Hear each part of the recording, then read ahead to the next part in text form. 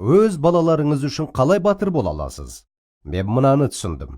Егер сіз балаларыңызбен өзара қарым-қатынаста болмасаңыз, оларды тыңдамайтын болсаңыз, өз күйзелістеріңізбен бөліспесеңіз, онда сіз олар үшін ешқашанда батыр бола алмайсыз. Мен балаларымды тыңдауға арнайы үйрендім. Бірнеше тәсілдермен бөлісейін. Әрине, оларды өзім емес, әйелім маған айтқан. Мен мынаны істер едім. Егер де сізде балаларыңыз бар болса, онда сізге де осыны істеуді ұсынам. Алдымен, егер мен үйге жақын жерде жұмыс жасайтын болсам, онда үйге балалар мектептен келмес бұрын келуге тырысатымын. Осы уақытта менің барлық зейінім оларда болады.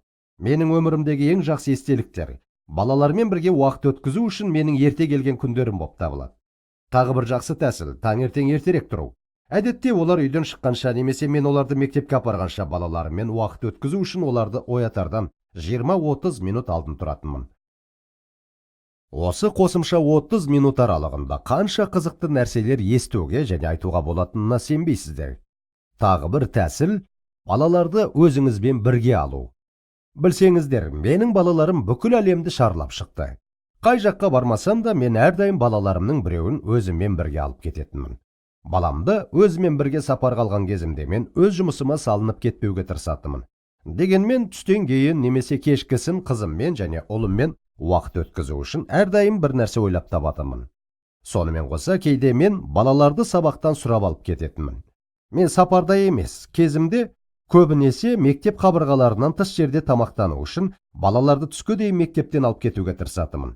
Білсеңіздер, бірде-бір мұғалім бір рет болмасын қарсы болған жоқ. Сонымен қатар мен әрдайым сұрайтынмын, олар қай уақытта қайтып оралуы тиіс? Көбінесе олар маған былай деп жауап қататын: ол маңызды емес. Неге екенін білесіз бе? Бала 1 сағат партада отырғаннан гөрі сол уақытты әкесімен өткізу әлдеқайда маңызды екенін әрбір мұғалім біледі. Алайда олардың мұғаліміне құрмет көрсету үшін және олардың білімдеріне байыппен қарайтынымды көрсетуім үшін мен үнемі балаларды келесі сабақ басталмас бұрын әкелетімін. Иә, балаларды әкетер бұрын телефоныңызды өшіруді ұмытпаңыз.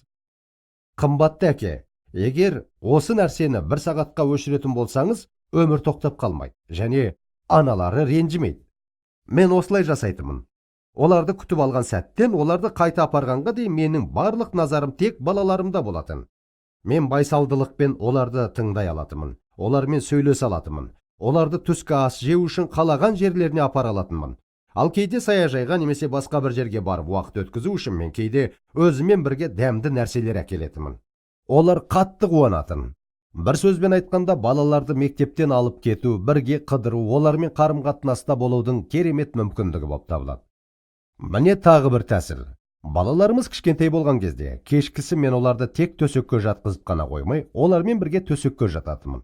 Білесіз бе, бұл менің есімде қалған ең ғажайып естеліктерімнің бірі. Мен қызымның немесе ұлымның қасында жататынмын. Олар мені құшақтап жататын. Біз күлетінбіз. Өткен күннің әртүрлі оқиғалары жайлы және ойымызға келген кез келген нәрселер туралы әңгімелейтінбіз. Бәлкім, ұйықтар алдындағы осы сандырақтар балаларыммен қарым-қатынасымдағы ең бақытты сәттер шығар. Балалармен бірге болуға, олармен қарым-қатынас жасауға, мүмкіндіктер табуға сіздерді шақырам.